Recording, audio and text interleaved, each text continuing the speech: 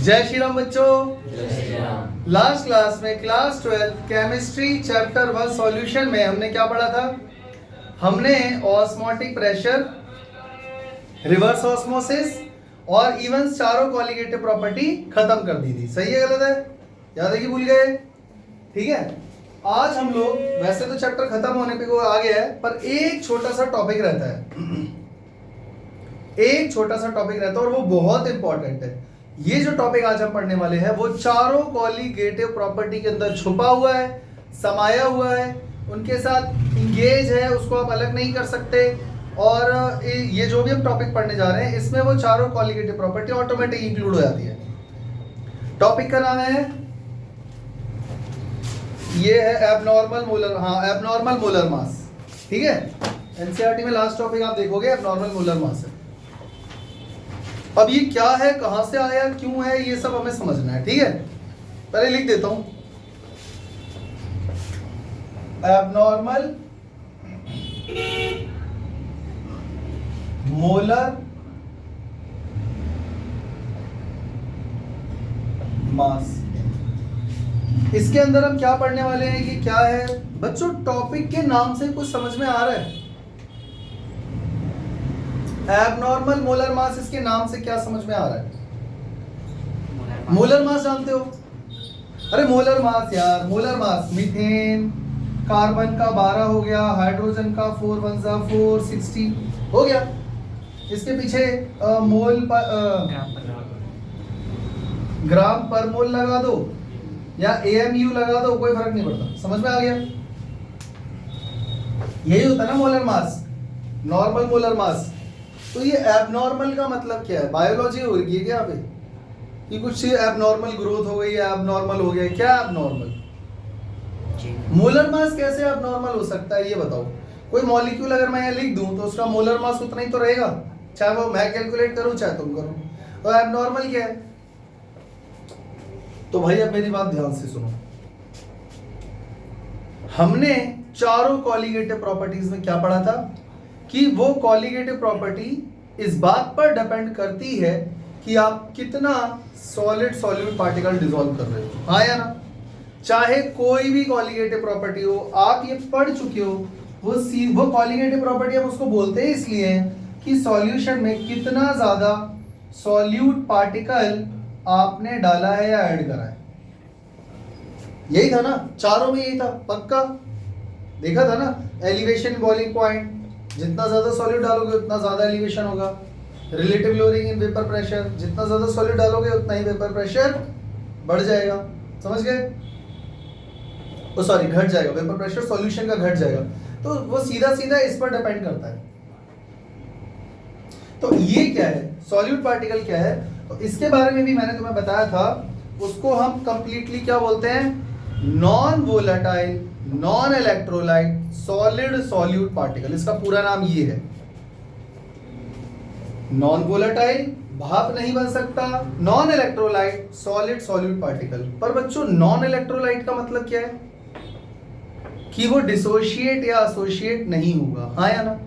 पर मान लो कोई ऐसा सॉल्यूट पार्टिकल है जो वाटर में या सॉल्यूशन में या सॉल्वेंट में जाने के बाद डिसोशिएट हो जाता है या एसोसिएट हो जाता है, 2 या 3 जुड़ के एक सिंगल बन जाते हैं। मेरी बात समझ रहे हो? उस केस में मोलर मास बढ़ जाएगा या घट जाएगा? मेरी बात समझ रहे हो? अगर 2 या 2 से ज्यादा सॉल्यूट पार्टिकल एसोसिएट हो गए, जुड़ गए, तो मोलर मास बढ़ जाएगा। और अगर वो वाटर में जाने के बाद डिसोशिएट हो गया तो क्या होगा? मेरी बात समझ पा रहे हो ना? तो यानी कि मोलर मास या तो बढ़ेगा या तो घटेगा, जो इस बात पर निर्भर करता है कि सॉल्यूट पार्टिकल डिसोशिएट होने वाला है या एसोसिएट। इतनी बात समझ में आई है नहीं? एक छोटा सा एग्जांपल लेते हैं। मैंने डाला KCl। KCl को तो जानते हो ना, पोटेशियम क्लोराइड या HCl, कुछ भी ले लो। ये जाकर के सॉल्यूशन के अंदर K+Cl- बन गया। आपने डाला था 1 मोल और अंदर जाके ये कितना बन गया? 2 मोल, क्योंकि टूट के अलग होगा ना। तो एक मॉलिक्यूल में से जब ये टूटेगा तो एक K और एक Cl, तो टोटल नंबर ऑफ मोल्स तो डबल हो गए ना। मेरी बात समझ में आ रही है नहीं आ रही? अरे आपने एक मॉलिक्यूल ही ले लो, एक मॉलिक्यूल डालोगे तो 2 हो जाएंगे। 10 मॉलिक्यूल डालोगे तो 20 आयन हो जाएंगे, टुकड़े तो 2 हो रहे हैं, तो 1 मोल डालोगे तो 2 मोल नहीं हो जाएंगे? हो जाएंगे। अगर यहां पर मोल्स चेंज हो रहे हैं और हम ये जानते हैं कि कॉलिगेटिव प्रॉपर्टी क्वांटिटी पर डिपेंड करती है, तो क्या कॉलिगेटिव प्रॉपर्टी जो हम नॉर्मली सॉल्व अब तक कर रहे थे वो आंसर सही आ पाएगा? नहीं आएगा, या तो कम आएगा या ज्यादा आएगा। मेरी बात समझ पाए, कॉन्सेप्ट समझ पा रहे हो क्या हो रहा है यहाँ पे? भाई डिसोशिएट भी हो सकता है और हो सकता है कोई मॉलिक्यूल या एटम एसोसिएट हो जाए, तो उस केस में मॉलिक्यूलर मास तो चेंज होगा ही होगा, पर जो कॉलिगेटिव प्रॉपर्टी आप फाइंड कर रहे हो ना, वो कभी फाइंड सही नहीं कर पाओगे, वो गलत आएगी वैल्यू, या ज्यादा आएगी या कम आएगी। जैसे मान लो बॉइलिंग पॉइंट आपने नापा, वाटर का है 373.15, आपने उसमें 10 ग्राम सॉल्यूट पार्टिकल डाल दिए, तो आपको कैलकुलेशन में आ रहा है 373.52 केल्विन, बढ़ गया बॉइलिंग पॉइंट एलिवेशन, लेकिन जो एक्चुअल वैल्यू है वो और भी ज्यादा हो गई, वो 373.52 नहीं है बल्कि 374.8 हो गई है, ऐसा मान लो। तो ऐसा क्यों हुआ? कैलकुलेशन तो सही कर रहा हूं। ऐसा इसलिए हो रहा है क्योंकि ये चीज हम कंसिडर नहीं कर रहे थे अब तक, डिसोसिएशन या एसोसिएशन, और ये चीज भी होती है। इतनी बात सबको समझ में आई या नहीं? आ गई? तो यही होता है एबनॉर्मल मोलर मास। देखो ये सब जो मैंने बोलकर बताया है, अगर मैं लिखूंगा बहुत टाइम वेस्ट होगा। मैं एनसीईआरटी की कुछ लाइनें रीड कर रहा हूं, ध्यान से सुनना। लाओ भाई, टॉपिक का नाम है एबनॉर्मल मोलर मास, सब लोग बुक में देखो, मैं हिंदी ट्रांसलेशन नहीं करूंगा, समझते हो ना इतनी इंग्लिश? तो चलो, we know that ionic compounds when dissolve in water dissociate into cation and anion. अभी बना के दिखाया था। For example, if we dissolve 1 mole of KCl in water, the expect 1 mole of K+ and Cl- ion to be release in the solution. मैंने KCl का example देकर के समझाया था कि वो 2 आयंस में डिसॉल्व हो जाता है, और अगर आप 1 मोल डाल रहे हो और अगर वो पूरा डिसोशिएट हो गया कंप्लीटली, तो ऑटोमेटिक डबल हो जाएगा। If this happen, there would be 2 mole of particles in the solution। इसका मतलब अगर आपने 1 मोल डाला है तो वो 2 मोल बन जाएगा। If we ignore the inter-ionic attraction, 1 mole of KCl in 1 kg of water would be expected to increase the boiling point by 1.04 Kelvin। मतलब 1 मोल के हिसाब से बॉइलिंग पॉइंट में एलिवेशन नहीं आया है, बल्कि 2 मोल के हिसाब से आया है। We could be led to conclude that the mass of 2 mole particles in 74.5 gram and the mass of 1 mole of KCl would be 37.25, और मोलर मास भी कम हो जाएगा। भाई सोच के देखो, जब वो डिसोशिएट होगा तो मोलर मास तो 2 पार्ट में टूट के घट गया ना। तो यही है तुम्हारा एबनॉर्मल मोलर मास का कॉन्सेप्ट। सब लोग समझ गए? तो समझ गए ना बच्चों, मोलर मास जो है या तो बढ़ जाता है या घट जाता है। Such a molar mass that is either lower or higher than the expected or normal value is called the abnormal molar mass. भाई सबको समझ में आया कि नहीं? नहीं तो इसको रिपीट करके देख लेना घर पे जाके, ठीक है? तो मैं यहाँ पर इसकी डेफिनेशन नहीं लिख रहा हूँ, ये एनसीईआरटी में दिया हुआ है। बढ़ा हुआ या घटा हुआ मोलर मास एक्सपेक्टेड वैल्यू से कहलाता है एबनॉर्मल मोलर मास, ठीक है? अब उसके नीचे बच्चों एक और चीज, अब हमें ना एक वैन हॉफ फैक्टर फाइंड करना है। वैन हॉफ फैक्टर फाइंड करना है। अब मैं यहाँ पर पहले बोर्ड पे लिख देता हूँ, अब मैं इसको बोर्ड पे लिख देता हूँ वैन, ये तो क्लियर हो गया ना, ठीक है ना? अब हम लोग फाइंड करने जा रहे हैं वैन हॉफ फैक्टर। ये मैं तुम्हें समझा देता हूँ है क्या, इसको ना आई से डिनोट करते हैं। अब मेरी बात ध्यान से सुनना, van't Hoff factor colligative property जो भी हम फाइंड कर रहे हैं थ्योरेटिकली कैलकुलेशन से, वो आंसर अलग आएगा, और जो ऑब्जर्व्ड वाली वैल्यू है, जो हमने ऑब्जर्व करा लैब में जाके जब एक्सपेरिमेंट करा, वो कुछ और आएगा। हाँ या ना? तो हमारा आंसर गलत आ रहा है कैलकुलेशन वाला, ऑब्जर्व वाला कुछ और आ रहा है, उसको ठीक करने की जिम्मेदारी हमारी है या नहीं है? तो गलत वाले आंसर को मैं किससे मल्टीप्लाई करूं कि वो सही हो जाए? थ्योरेटिकल वाले कॉलिगेटिव प्रॉपर्टी को या मोलर मास को मैं किससे मल्टीप्लाई करूं, किस फैक्टर से मल्टीप्लाई करूं? 1 से करूं, 1.2 से करूं, 0.7 से करूं, कि वो ऑब्जर्व के इक्वल हो जाए। उसी फैक्टर को हम क्या बोलते हैं? समझ गए? इसका फॉर्मूला होता है, अभी मैं लिख दूंगा, पर मेरी बात समझ में आई? ये गलत वाला जो कैलकुलेशन हुआ है उसको ठीक करना भी हमारी जिम्मेदारी है। उसके लिए हम उसमें एक छोटा सा फैक्टर मल्टीप्लाई कर देंगे, वो क्या बन जाएगा, जो ऑब्जर्व वाली वैल्यू है उसके इक्वल आ जाएगा, वो ठीक बन जाएगा। समझ में आ गया? तो छोटे से फैक्टर को हम लोग क्या बोलते हैं, वैन हॉफ फैक्टर। सबको बात समझ में आ गई? तो इसके कुछ फॉर्मूले होते हैं, जैसे कि नॉर्मल मोलर मास, normal molar mass upon abnormal molar मास। अगर आपको नॉर्मल और एबनॉर्मल मोलर मास दे रखा है तो अगर आप उसका रेशियो निकाल देते हो तो आपका आंसर आ जाएगा। सबको समझ में आ गया? मतलब वैन ऑफ फैक्टर आ जाएगा। या इसको फाइंड करने का एक तरीका और है, observed colligative property upon theoretical, या कैलकुलेटेड भी बोल सकते हो, कैलकुलेटेड कॉलिगेटिव प्रॉपर्टी। इस रेशियो से भी वैन ऑफ फैक्टर आ जाता है। मैं इसकी लंबी लंबी डेफिनेशन लिखूं, ये समझ में आ रहा है? मतलब मैं क्या लिखूं, ये लिखूं क्या, the ratio of normal molar mass to abnormal molar mass is called van't Hoff factor, ये लिखूं? आ रहा है ना समझ में? और इसको फाइंड करने का एक तरीका और है, total number of moles of all the particles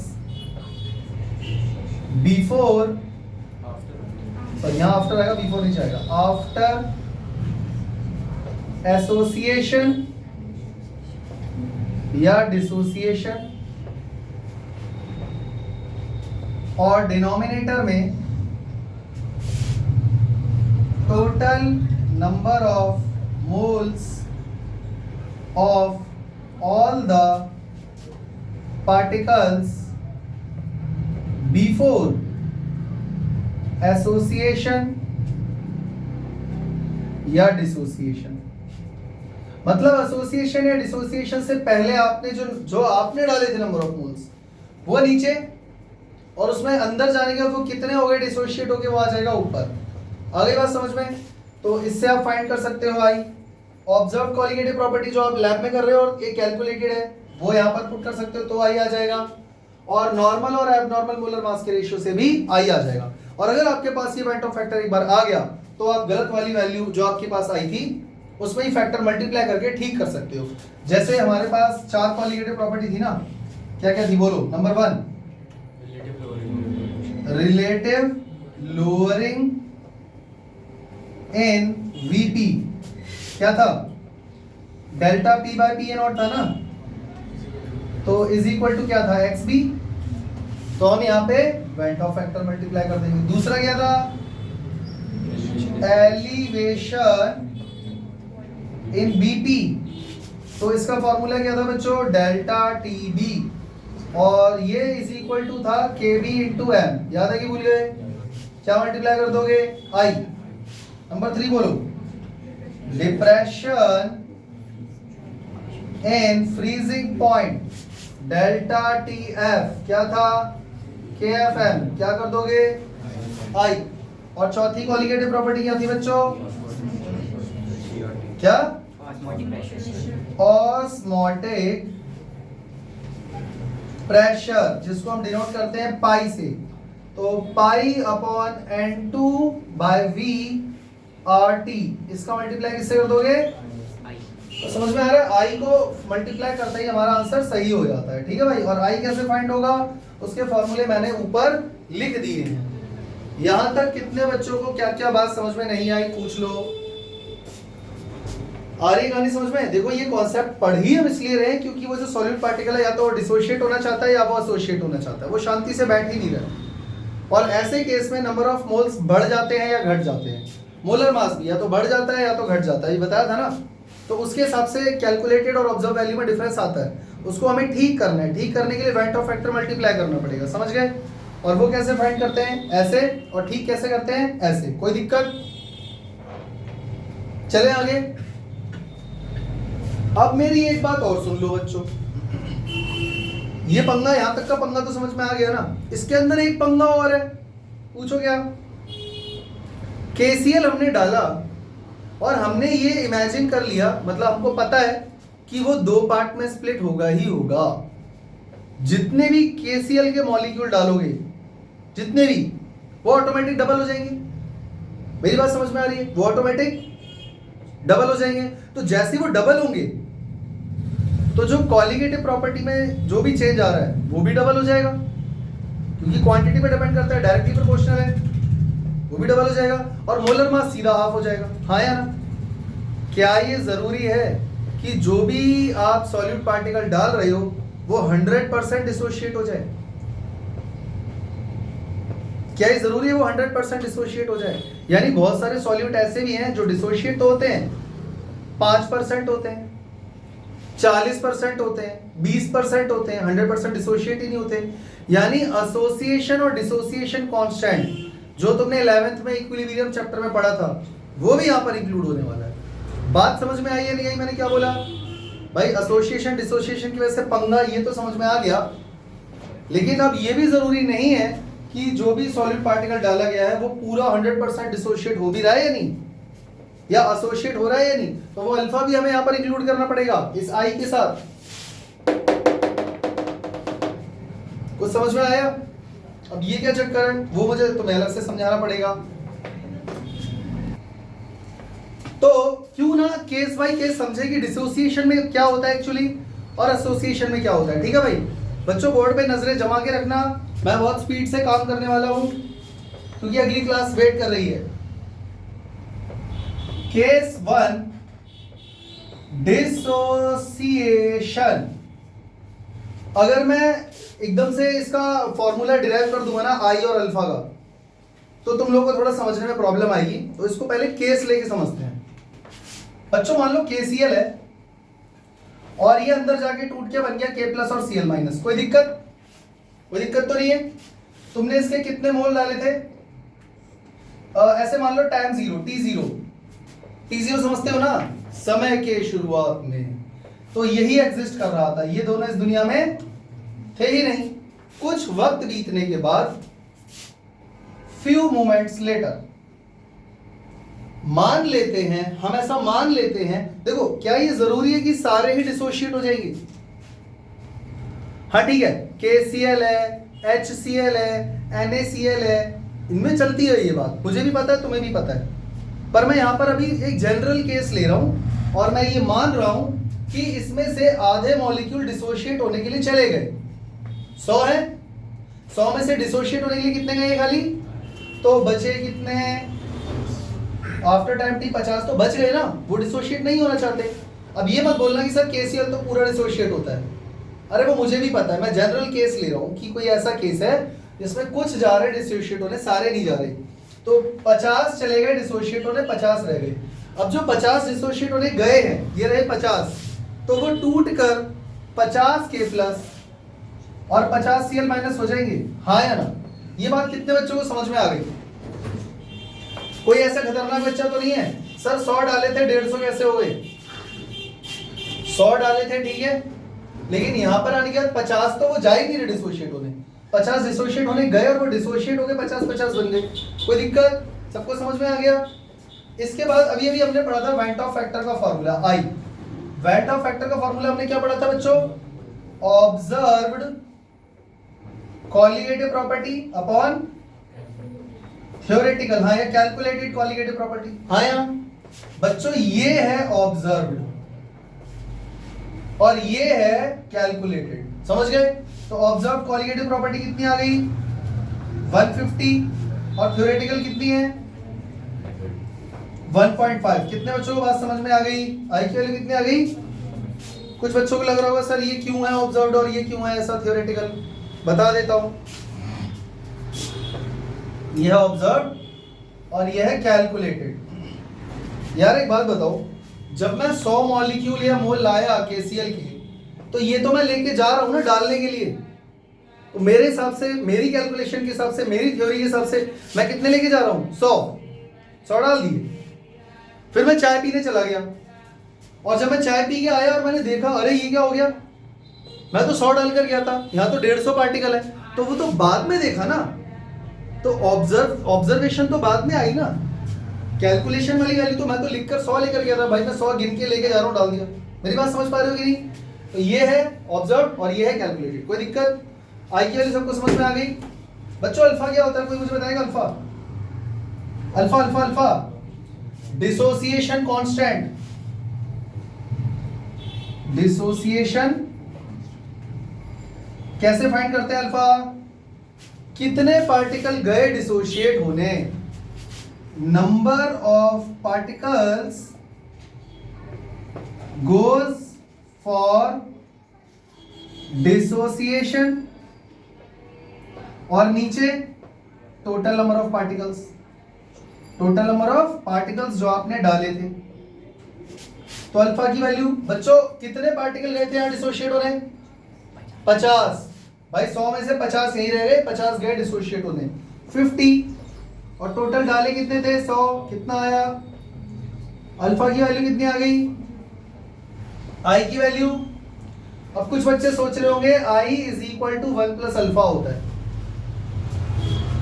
क्योंकि आई की वैल्यू 1.5 आई है, अल्फा 0.5 है,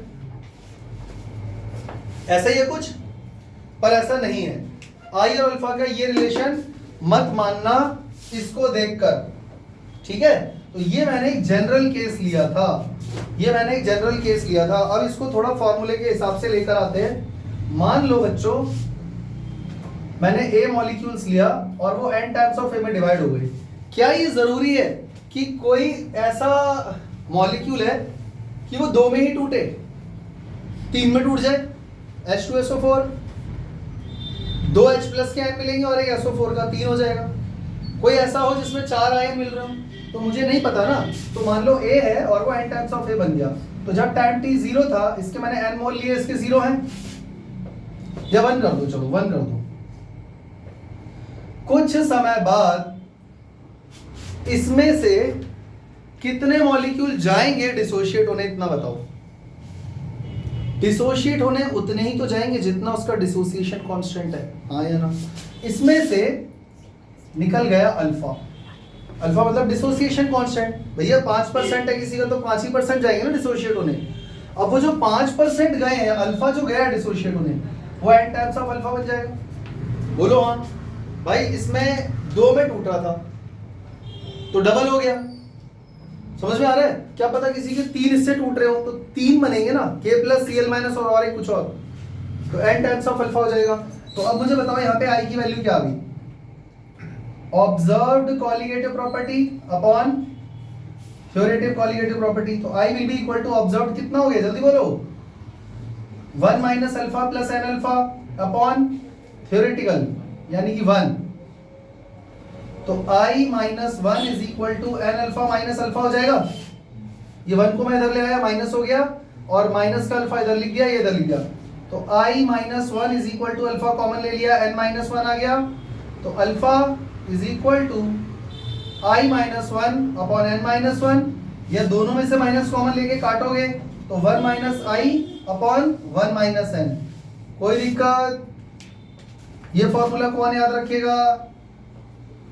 ये जनरल फॉर्मूला आ गया जिसके अंदर I, n और अल्फा तीनों एसोसिएटेड है इन केस ऑफ डिसोसिएशन। कोई दिक्कत? पूछना तो पूछो। अरे n टाइम्स में टूट रहा है ना ये, n का मतलब 2 भी हो सकता है, 2 में टूट रहा हो, 3 भी हो सकता है, क्या पता 3 में टूट रहा हो, 4 भी हो सकता है, मैंने n ले लिया। अब इसके तुमने जितने भी मोल लिए उसमें से कितने निकल गए? जितना डिसोसिएशन कांस्टेंट अल्फा गया, तो अल्फा का ही तो n टाइम्स टूटेगा। और फिर मैंने कुछ भी नहीं करा, ऑब्जर्व अपॉन ये थ्योरेटिकल हो गया। कितने बच्चों को बात समझ में आ चुकी है?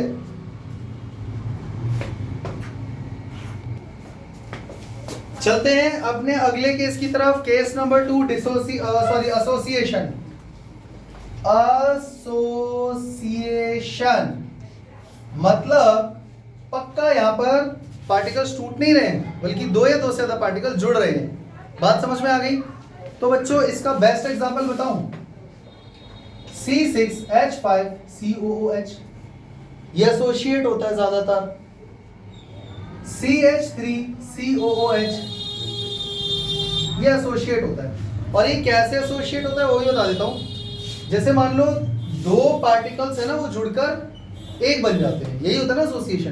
तो जैसे मान लो ये है CH3C≡OOH, ये रहा।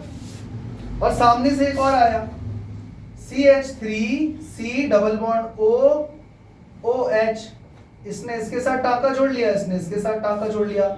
अब ये बन गया डाइमर। डाई का मतलब दो, मर का मतलब यूनिट, दो यूनिट जुड़ गए। आइडिया लगा कि कैसे ये जुड़ते हैं। मान लो आपके पास बीकर है, ध्यान से सुनना, ये आपके पास एक बीकर है, इसके अंदर कोई इसमें आपने डाला हुआ है ऐसा पार्टी, ये सॉल्वेंट है, इसमें आपने डाले 2 मोल CH3COOH, तो बाद में यहां से दिखा कितना, ऑब्जर्व में 1 मोल। ये 2 से 1 क्यों हो गया? क्योंकि वो एसोसिएट हो गए। पर जरूरी नहीं है कि 2 से 1 ही होगा। पूछो क्यों? क्या जरूरी है सारे ही एसोसिएट हो जाए? क्या पता 5% ही एसोसिएट होना चाहता हूं। जैसे डिसोसिएशन कांस्टेंट है वैसे एसोसिएशन कांस्टेंट भी होता है। बात समझ में आ रही है?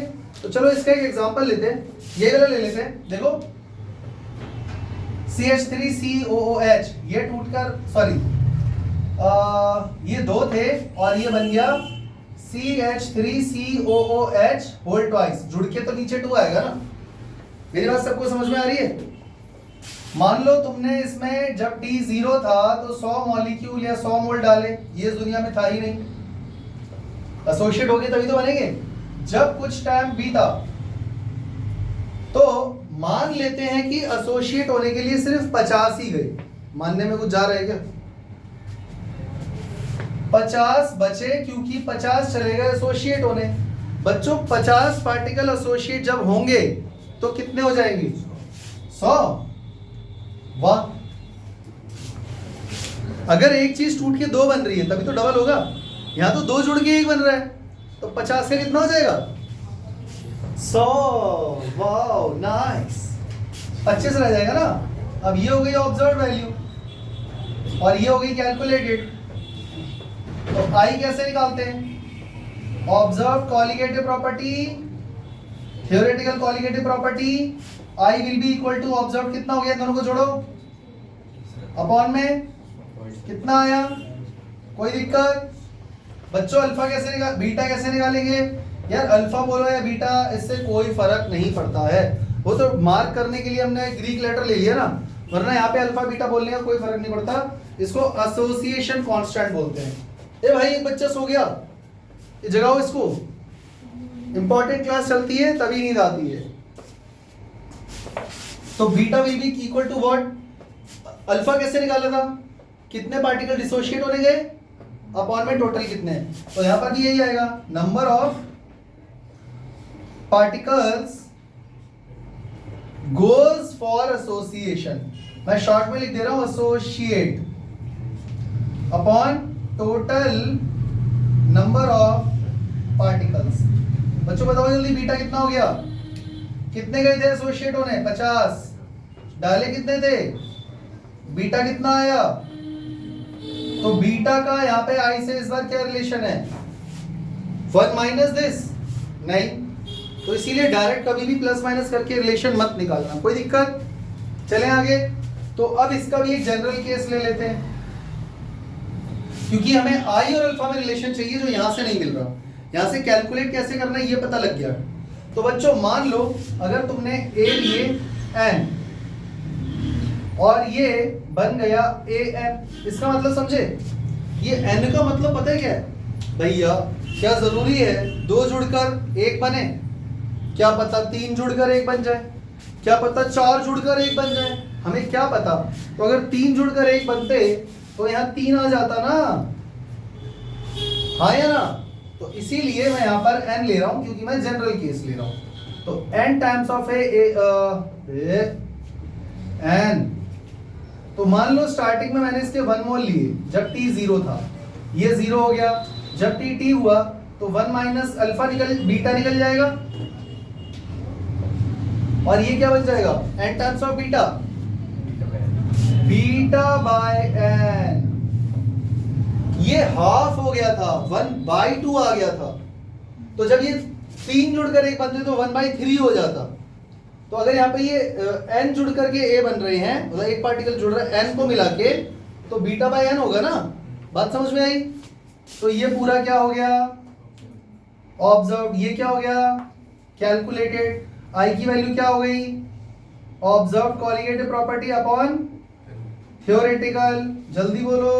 ऑब्जर्व की value 1 minus beta plus beta by n upon 1। Upon में 1 का कोई मतलब, i को इधर भेज दो, i minus 1 is equal to, बचा ये इनर एलसीएम हो गया ये n, तो माइनस का n beta plus beta, n को भी यहां भेज दो, n को भी यहां भेज दो, n times of i minus 1 will be equal to, इन दोनों में से बीटा कॉमन ले लो, 1 माइनस n बचेगा। कोई दिक्कत? तो यहाँ पे बीटा की वैल्यू कितनी आ गई बच्चों? n times of i minus 1 upon 1 minus n, या फिर n times of 1 minus i upon n minus 1। तो ये रिलेशन तुमको याद रखना होगा, एसोसिएशन कांस्टेंट का और i का। सबको समझ में आ गया? सबको समझ में आ गया? ये थ्योरी तुमको याद रखनी है, काम आएगी न्यूमेरिकल्स में। और ये जो भी मैंने तुम्हें समझाया ये सब एनसीईआरटी के अंदर नहीं दिया हुआ है, चेक कर लो चाहो तो। और इस पर न्यूमेरिकल आते हैं, और उस केस में तुमको आई फाइंड करके वैल्यू को करेक्ट करना पड़ता है। तो एसोसिएशन या डिसोसिएशन में कौन सा कॉन्सेप्ट लगेगा वो मैं तुम्हें समझा चुका हूँ। सबको समझ में आ गया? तो हम आने वाली नेक्स्ट, इसका स्क्रीनशॉट ले लेना, आने वाली क्लासों में हम लोग न्यूमेरिकल करने वाले हैं जम के। समझ गए? तो थ्योरी प्रिपेयर करके रखना, कभी भी टेस्ट हो सकता है, और न्यूमेरिकल हम प्रैक्टिस करते रहेंगे, और तुम लोग भी घर पे करते रहना। सारा काम मेरा नहीं है, तुम्हें भी तो करना है, मैं तो समझा सकता हूं ना। क्लियर हो गया? बोलो जय श्री राम। अब ये चैप्टर मेरी तरफ से हो गया।